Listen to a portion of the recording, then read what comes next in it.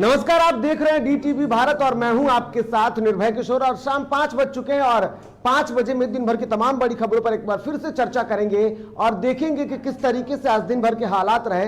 तो शुरुआत करते हैं और सबसे पहले बात प्रदेश में यास तूफान की।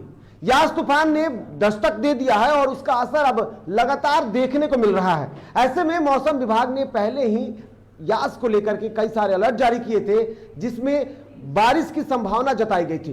इसके साथ साथ कहां मध्य बारिश होगी, कहां तेज बारिश होगी, हवाओं का जो दबाव होगा वो क्या होगा। और ऐसे में कुछ देर पहले मौसम विभाग ने प्रेस कॉन्फ्रेंस किया है और इस प्रेस कॉन्फ्रेंस में ये जानकारी दी है कि अब जो तूफान यास था उसकी रफ्तार में थोड़ी सी कमी हो गई है। थोड़ी नहीं, बहुत कमी कह सकते हैं, क्योंकि जिस तरीके से जब शुरुआत हुई थी तब 130 से 140 किलोमीटर प्रति घंटे की रफ्तार से जो उसका दबाव था और इसी दबाव के साथ वो बंगाल और उड़ीसा की खाड़ी में टकराया था। और उसके बाद अब धीरे धीरे यास जो है वो आगे बढ़ता जा रहा है। बिहार में भी उसने दस्तक दे दी है। हालांकि उससे पहले वो झारखंड के रास्ते से बिहार पहुंचा और झारखंड में भी कई ऐसे जिले थे जहां पर अपना तबाही दिखाता हुआ बिहार पहुंचा। लेकिन ऐसे में अब बिहार में पहुंचते ही उसके रुख में परिवर्तन हो गया है, उसकी तस्वीरें अब बदल गई हैं। हालांकि उसका असर बिहार में है और आगे आने वाले अभी 48 घंटे तक और उसका असर देखने को मिल सकता है। यानी कि बारिश की जो संभावना है वो अभी बिहार में लगातार 48 घंटे तक रहेगी और वो दिख रहा है। अभी मौसम विभाग ने थोड़ी देर पहले प्रेस कॉन्फ्रेंस किया। जरा सा एक बार उस प्रेस कॉन्फ्रेंस का भी रुख कर लेते हैं कि आखिर में क्या कुछ कहा गया, किस तरीके की बातें हुई और इस अलर्ट को लेकर के मौसम विभाग ने फिर से एक बार कौन सी बातें कही है।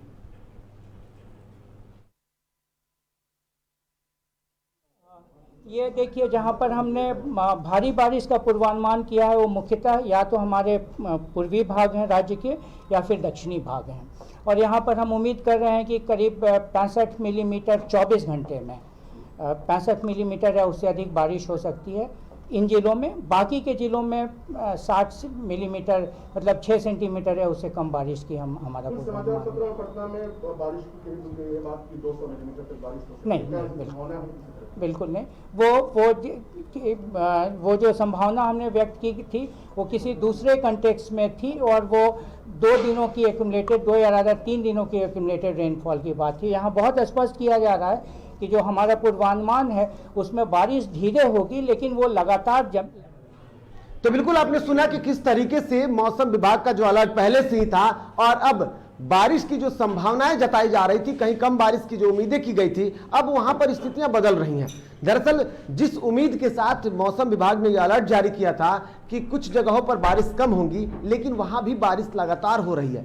अब ऐसे में जहां एक तरफ अगर अलर्ट की बात की जाए तो अलर्ट को लेकर के खास करके जो पूर्वी बिहार है वहां की स्थितियां की बात की जाए तो वहां पर भी बारिश की संभावनाएं जो पहले जताई गई थी उसके मुताबिक थोड़ी सी अधिक बारिश हो रही है और वहां पर अभी और बारिश होने की संभावना है। हालांकि इस बारिश का असर जो है वो कहीं ना कहीं जो सुदूर क्षेत्र इलाके हैं वहां पर अधिक देखने को मिल रहा है। लोगों का जो जीवन है वो कह सकते हैं कि एक तरीके से अस्त व्यस्त हो गया है। जहां एक तरफ कोरोना के इस काल में लोग परेशान थे, लॉकडाउन के बीच घरों में बंद थे, तो वहीं दूसरी तरफ अब जो थोड़ी बहुत राहत मिल पा रही थी वो इस बारिश ने मानो धो दिया है।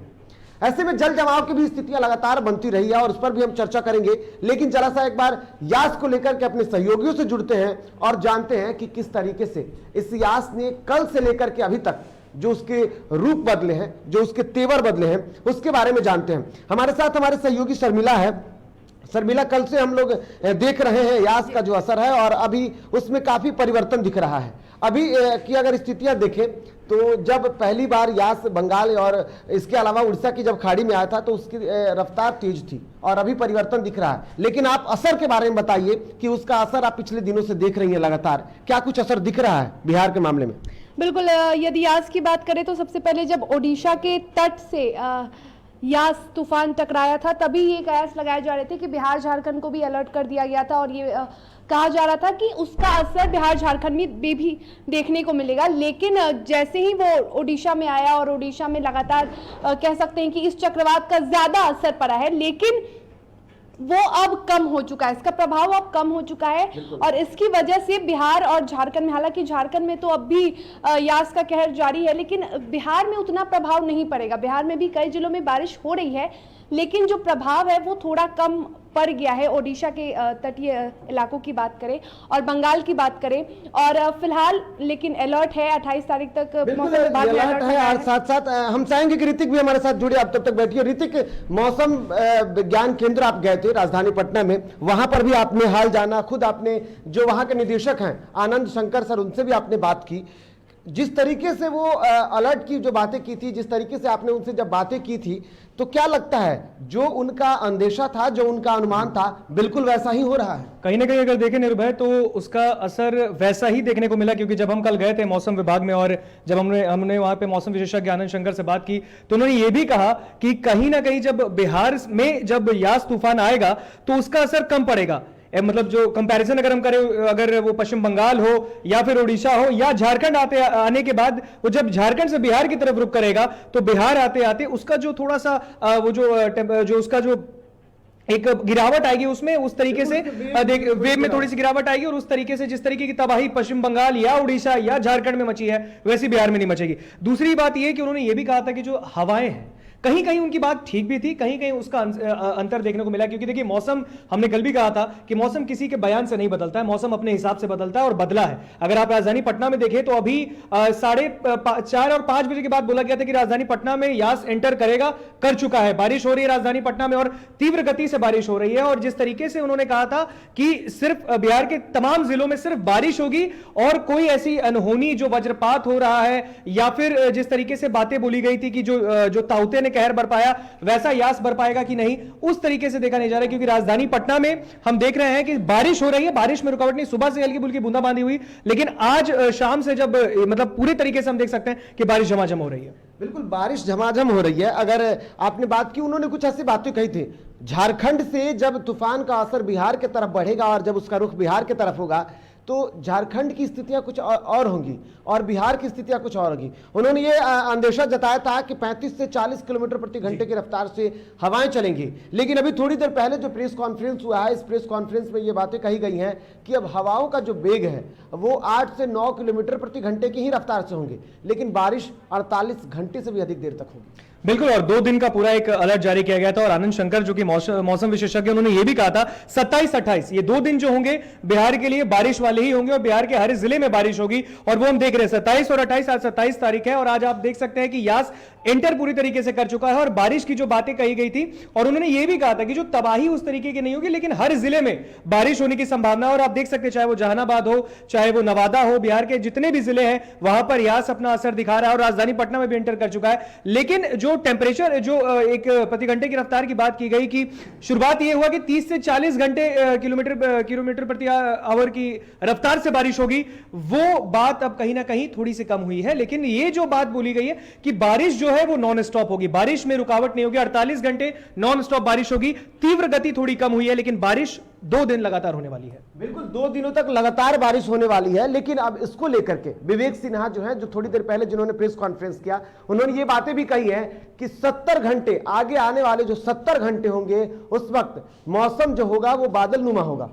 कितना परेशानी कर सकता है इसके? देखिए बिल्कुल परेशानी कर भी सकता है निर्भय। और अगर आप देखें तो किसानों की भी बात की गई थी कि अगर बारिश होती है तो किसान खुश होते हैं, जरूरत से ज्यादा बारिश होगी तो उनके लिए भी, उनकी फसलों के लिए भी क्षति होगी और ये असर भी देखने को मिलेगा। लेकिन जो बात अंदेशा किया जा रहा है वो हल्की सी उसमें चेंजेस है। अगर आप देख सकते हैं कि यास के बारे में बिहार में यह भी कहा गया था कि ये 30 मई तक, यानी कि पूरे महीने, आप देख सकते हैं 27 तारीख के 2 दिन का ये पूरा बताया गया था कि हाई अलर्ट मोड पे रहेंगे हम, जिला प्रशासन भी सतर्क थी। और उसके बाद 30 मई तक की बात की गई थी कि यास का असर पूरे बिहार में देखने को मिलेगा। और जो उसको लेकर बैठक भी हो रही थी, समीक्षा बैठक भी की गई और तमाम बातें हुई, चर्चा हुई, और वो उसके बाद जो यास अब एंटर कर चुका है तो वो देखने वाली बात है, क्योंकि बारिश रुकने की कोई संभावना नहीं है। बारिश बिहार के हर जिले में होगी। राजधानी पटना में अब शाम, जो अनुमान मौसम विभाग ने लगाया था कि शाम 5 से 5:30 के बजे के बीच में ये जो बारिश स्टार्ट होगी, उससे पहले ही हुई है। 4:30 बजे से राजधानी पटना में झमाझम बारिश हो रही है। और उसके बाद अगर आप देखें तो वो बात जो कही गई है कि बारिश नॉन स्टॉप होगी, 48 घंटे यानी 2 दिन बारिश होगी, उसमें कोई कमी नहीं आएगी। लेकिन जो वेग है वो थोड़ा कम होगा। बिल्कुल जो वेग है वो थोड़ा कम हो सकता है और ऐसे में देखने वाली बात होगी कि आगे की स्थितियां कैसी बनती है। लेकिन अब जरा सा एक बार हम अन्य जिलों की तस्वीरों पर नजर डालते हैं और सबसे पहले बात लखीसराय की करते हैं। दरअसल यास तूफान का जो असर है वो लखीसराय में भी देखने को मिल रहा है और लखीसराय में भी कई प्रखंड है इसके अलावा शहरी इलाके के साथ साथ ग्रामीण इलाके में भी झमाझम बारिश हो रही है और जिसका असर है कि अब पूरी तरीके से स्थितियां अपनी चरम पर दिख रही है। किसानों को भी सामना करना पड़ रहा है क्योंकि चक्रवाती तूफान यास का लखीसराय जिले में जो प्रभाव है वो दिख रहा है और ऐसे में इस दबाव के साथ यहाँ लगातार बारिश हो रही है। 5 जिले पूरी तरीके से अस्तव्यस्त दिख रहे हैं।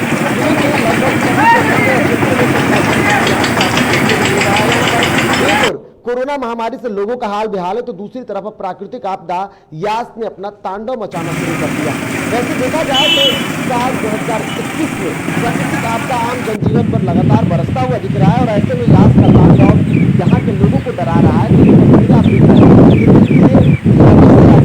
जहाँ कई घंटे से लगातार बारिश हो रही है और यहाँ लोगों को परेशानी का सामना करना पड़ रहा है। ये तो हमने देखी कि लखीसराय के, जरा सा जहानाबाद की भी तस्वीरें देख लेते हैं। जहानाबाद की भी तस्वीरें देख लिए। दरअसल जहानाबाद में भी जो यास तूफान है उसका असर देखने को मिल रहा है। यहाँ जिले में सुबह से ही कई प्रखंड के कई ऐसे गांव हैं जहां बारिश की चपेट में है। यहाँ भी लोग परेशान हैं। यहाँ तेज हवाएं चल रही हैं। इसके साथ साथ आम जनजीवन जो है वो यहाँ पर व्यस्त दिख रहा है, परेशान दिख रहा है और इसका नजारा है। बढ़ते हैं आगे और अब बात जमुई की करते हैं। दरअसल जिस तरीके से लखीसराय हमने देखा, जमुई जहानाबाद की बात की, अब जरा सा जमुई चलते हैं और ये जमुई की तस्वीर है। जमुई जो है वो खास करके एक वन वाला इलाका है तो समझ सकते हैं कि यहाँ पे स्थितियां कैसी होगी और ऐसे में इसका असर जमुई में भी देखने को मिला। जमुई में भी यास तूफान का तांडव जो था वो लगातार सुबह से ही देखने को मिल रहा है। यहाँ पर स्थितियां बरकरार है और तेज बारिश हो रही है और उस बारिश का असर है कि लोगों का जनजीवन जो है वो यहाँ पर अस्त व्यस्त हो चुका है और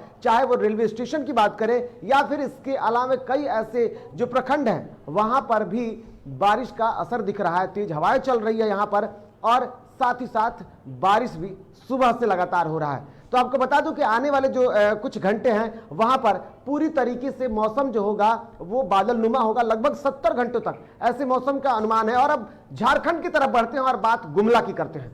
ये तस्वीरें गुमला की है। दरअसल गुमला में भी लगातार पिछले दिनों से ही लगातार वहां बारिश हो रही है और इसको लेकर के मौसम विभाग ने पहले ही अलर्ट जारी किया था और उस अलर्ट का असर है कि यहां पर भी अब मौसम जो है वो पूरी तरीके से बादल की चपेटे में है, यानी कि लगातार वहां बारिश हो रही है और ये पिछली रात से ही लगातार बारिश हो रही है क्योंकि बिहार से पहले यास ने झारखंड में दस्तक दी थी और उसका असर है कि अब यहां बारिश हो रही है। इसके साथ साथ कई और अन्य जिले हैं जो झारखंड में पूरी तरीके से यास की चपेटे में हैं, चाहे वो गुमला है या फिर इसके साथ साथ सरायकेला या फिर अन्य जगहों की।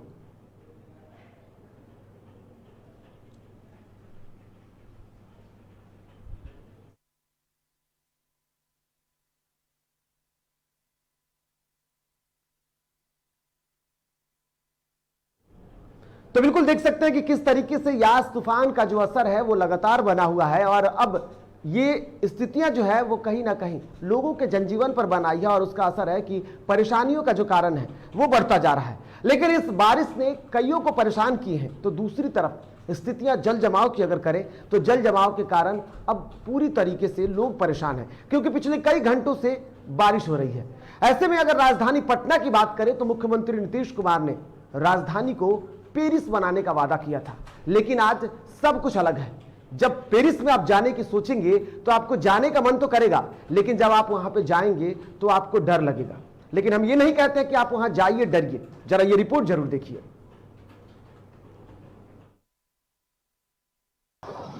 वैसा रहा दुहारी पानी गिराए का जड़ी को क्या नाम है? शांति देवी। ये रोड का हालत कब से ऐसा? ये ढेर दिन से नाला हलवा, नाला कोई काम के ना हवा तो पानी हमने का दुघारी पे आवे जाए के अथी होइले। बरसात होते तो घर में पानी आइल जाएगी।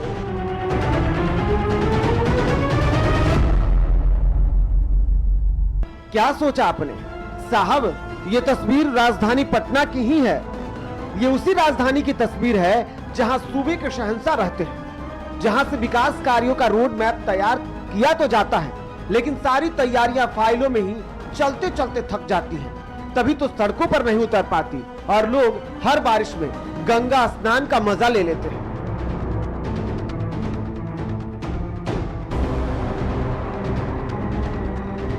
ये थे ढेर मरते के सर कम से कम ही बनवा दीजिए, कम से कम पूछो न के मरते बेचारा आता बकरी कितना माना काम में नहीं होता।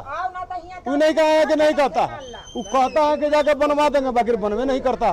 काम तो ये LNT वाला कर रहा हूँ, नाला वाला बीच में बनाया था और उसके बाद फिर ऐसे छोड़ के 2 महीना फिर छोड़ दिया, फिर जाम लगेगा, पानी रुके लगा। नाला ही वाला है पहले का, नाला उसे पूरा जाम हो गया, जहाँ तहाँ भरा गया।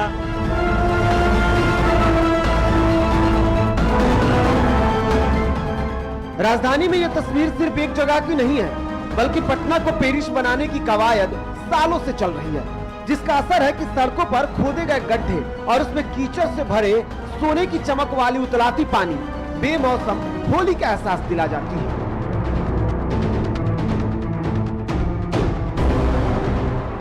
हालांकि पटना का ये हाल सिर्फ पेरिस बनाने के चलते ही नहीं हुआ है, बल्कि गंगा को स्वच्छ बनाने वाले सपनों ने भी किया है। यहाँ नमामि गंगे योजना का प्रोजेक्ट सालों से चल रहा है, जिसका नतीजा है कि सड़कें खोदी तो जा रही हैं, लेकिन बदहाली के हालत में छोड़ दिया जाता है और वही गड्ढे मौत को दावत देती है। खैर, मॉनसून दस्तक देने के मुहाने पर आ खड़ी है, लेकिन दिल्ली वाले साहब से लेकर बिहार वाले बाबू तक सब बेफिक्र मौसम का मजा ले रहे हैं। DTV भारत के लिए पटना से शनि की रिपोर्ट।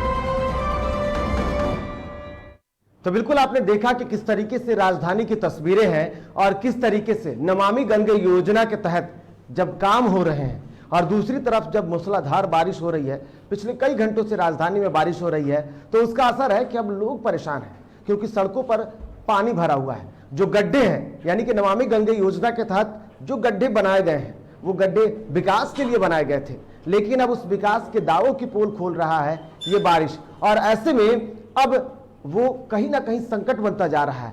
ये बारिश के बाद जब वो गड्ढे पानी से भर गए हैं, तो मानो ऐसे वो लोगों के लिए मौत का कारण बनते जा रहे हैं, वो लोगों की मौत को दावत दे रहे हैं।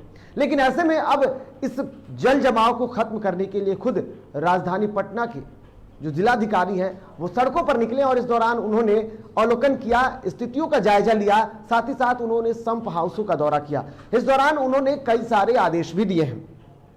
दरअसल जिलाधिकारी चंद्रशेखर सिंह को आप देख रहे हैं, चंद्रशेखर सिंह जब निकले थे तो पटना के शहर में जल जमाव और निकासी की सुचारू रूप से सुदृढ़ व्यवस्था सुनिश्चित करने के लिए उन्होंने दौरा किया और अधिकारियों के साथ नालों और संप हाउसों का निरीक्षण किया। इस क्रम में जिलाधिकारी ने बैरिया से लेकर पुनपुन नदी तक, बादशाही नाले तथा पटना एयरपोर्ट से सचिवालय, इको पार्क, महालेखा कार्यालय होते हुए मंदिरी नाले में मिलने वाले सरपेंटाइन नाले का भी निरीक्षण किया। जिलाधिकारी ने बचे हुए सफाई कार्यों को अविलंब पूरा करने का और मानसून अवधि से पहले ही निरंतर सफाई करते रहने का भी पूर्ण रूप से निर्देश दिया है, ताकि तेज बारिश की स्थिति में शहर में जल जमाव की समस्या उत्पन्न ना हो। नल का जो जल है वो जल का निर्वाह प्रवाह नाले में चलता रहे और ऐसे में स्थितियां ना बिगड़े। और इसको लेकर के खुद जहां एक तरफ जिला प्रशासन सतर्क है, तो दूसरी तरफ खुद विभाग जो है वो विभाग सतर्क है। इससे पिछले दिनों देखा जाए तो खुद राजधानी की जो नगर निगम है, उनकी mayor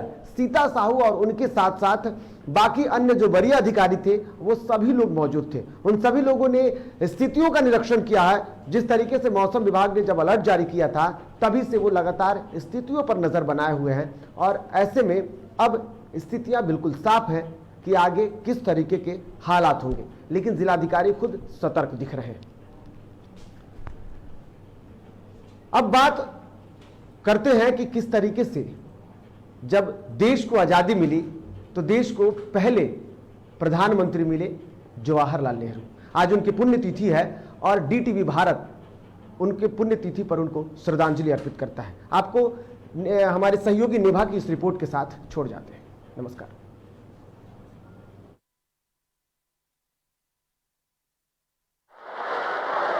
At the stroke of the midnight hour, when the world sleeps, India will awake to life and freedom. A moment comes, which comes but rarely in history, when we step out from the old to the new, when an age ends, and when the soul of a nation, long suppressed, finds utterance. नमस्कार, DTV के खास पेशकश में आप लोगों का स्वागत करती हूं और मैं हूं आपके साथ निभा सिंह। देश के प्रथम प्रधानमंत्री पंडित जवाहरलाल नेहरू का आज पुण्यतिथि है और DTV भारत की तरफ से उन्हें श्रद्धांजलि अर्पित करती हूं। बता दूं कि पंडित जवाहरलाल नेहरू का जन्म 14 नवंबर 1889 को हुआ था और इस दिन बाल दिवस के रूप में ही मनाया जाता है, क्योंकि पंडित जवाहरलाल नेहरू बच्चों से बहुत प्यार करते थे और उन्हें बच्चों के साथ खेलना काफी पसंद था। बता दें कि पंडित जवाहरलाल नेहरू बहुत ही अच्छे राइटर थे। उस वक्त भी जवाहरलाल नेहरू को दुनिया के बेहतरीन स्कूलों और विश्वविद्यालयों में शिक्षा प्राप्त करने का मौका मिला था। उन्होंने अपनी स्कूली शिक्षा हैरो और कॉलेज की शिक्षा ट्रिनिटी कॉलेज लंदन से पूरी की थी। पंडित जवाहरलाल नेहरू शुरू से ही गांधी जी से प्रभावित रहे और 1912 में कांग्रेस से जुड़े। 1928 में लखनऊ में साइमन कमीशन के विरोध में नेहरू घायल हुए और 1930 के नमक आंदोलन में गिरफ्तार हुए। उन्होंने 6 महीने जेल में काटी। बता दें कि उन्होंने 1935 में अल्मोड़ा जेल में आत्मकथा लिखी। भारत छोड़ो आंदोलन में नेहरू जी 9 अगस्त 1942 को बम्बई में गिरफ्तार हुए और अहमदनगर जेल में रहे। उन्होंने कुल 9 बार जेल की यात्रा की। जवाहरलाल नेहरू हमेशा से ही एक बात कहते थे, अगर लोग मुझे प्रथम प्रधानमंत्री के बजाय मुझे प्रथम भारत के सेवक कहते तो मुझे ज्यादा अच्छा लगता।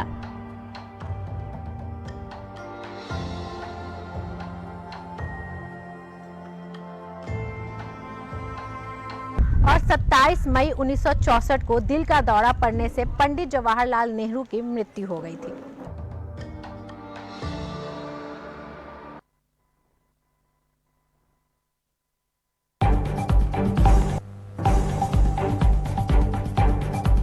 बिहार और झारखंड में घट रहे कोरोना संक्रमण के मामले, लेकिन मौत पर नहीं लग रहा ब्रेक। देश में संक्रमित मामलों में हुई मामूली वृद्धि। बिहार और झारखंड में आज तूफान का संकट बरकरार। पिछले कई घंटों से प्रदेश के कई जिलों में लगातार हो रही बारिश, अलर्ट जारी।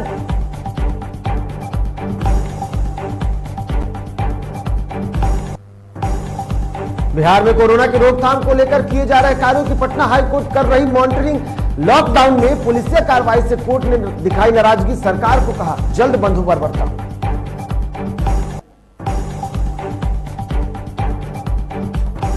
भागलपुर के अधिकारी को लॉकडाउन का पालन कराने के लिए लहराना पड़ा अपनी सर्विस रिवॉल्वर। लॉकडाउन की सूद लेने पहुंचे थे एसएसपी पूरन झा। कुछ युवकों ने की एएसपी के साथ दुर्व्यवहार करने की कोशिश।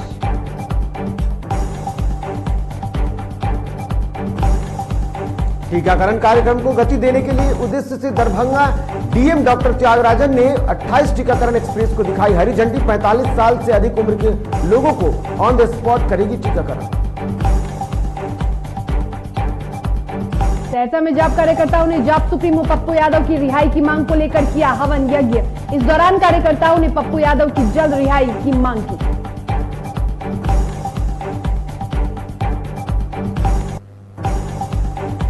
नवादा में पुलिस ने भारी मात्रा में विदेशी शराब के साथ 2 कारोबारियों को किया गिरफ्तार। जब्त वाहन पर शराब अधिनियम के तहत हो रही है कार्रवाई।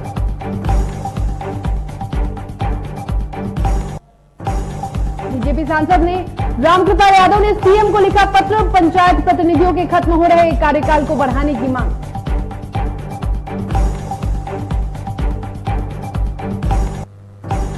फिर बढ़े पेट्रोल और डीजल के दाम। 4 मई के बाद से तेल कीमतों में 14वीं बार हुआ इजाफा। आम आदमी पर महंगाई की फिर दिखी दोहरी मार।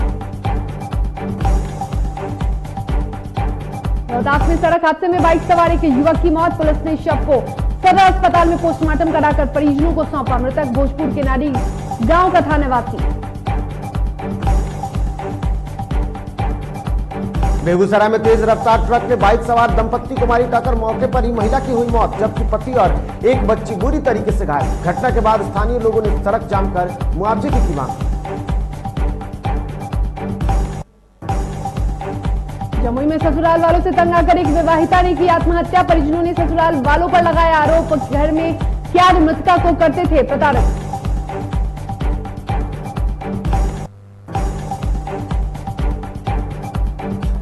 समस्तीपुर में बेखौफ अपराधियों ने चाचा और भतीजे के ऊपर की अंधाधुंध फायरिंग, गोली लगने से दोनों जख्मी। घटना को अंजाम देकर मौके से फरार हुए अपराधी। सहरसा पुलिस को मिली बड़ी कामयाबी। पुलिस ने बाइक सवार 2 अपराधियों को हथियार के साथ किया गिरफ्तार। गिरफ्तार अपराधी किसी बड़ी घटना को अंजाम देने की फिराक में थे।